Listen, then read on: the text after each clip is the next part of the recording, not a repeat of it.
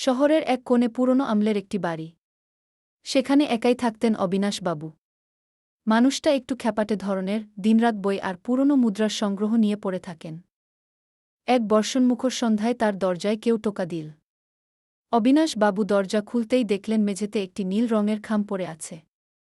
বৃষ্টিতে খামটা একটুও ভেজেনি, যেন এইমাত্র কেউ যত্নে রেখে গেছে। অবিনাশবাবু খামটা খুলতেই দেখলেন ভেতরে কোনো চিঠি নেই, শুধু ছোট একটা চিরকুটে লেখা। যা হারিয়েছেন তা ফিরে পাবেন, কিন্তু যা আছে তা কি আগলে রাখতে পারবেন? ঠিক সেই মুহূর্তে ঘরের সব আলো নিভে গেল।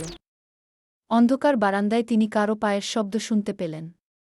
কিন্তু আশ্চর্যের বিষয় হল, সেই পায়ের শব্দ এগিয়ে আসছিল না, বরং মনে হচ্ছিল কেউ তার ঘরের ভেতর থেকেই বাইরে যাচ্ছে।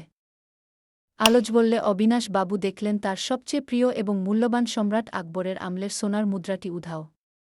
কিন্তু টেবিলের উপর রাখা ছিল একটি ছোট্ট কাচের বয়াম, যা আগে সেখানে ছিল না।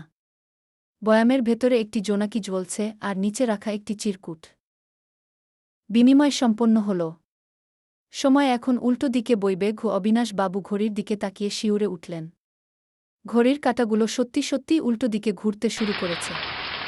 বাইরের বৃষ্টিও যেন আকাশ থেকে পড়ার বদলে নিচ থেকে উপরে উঠে যাচ্ছে।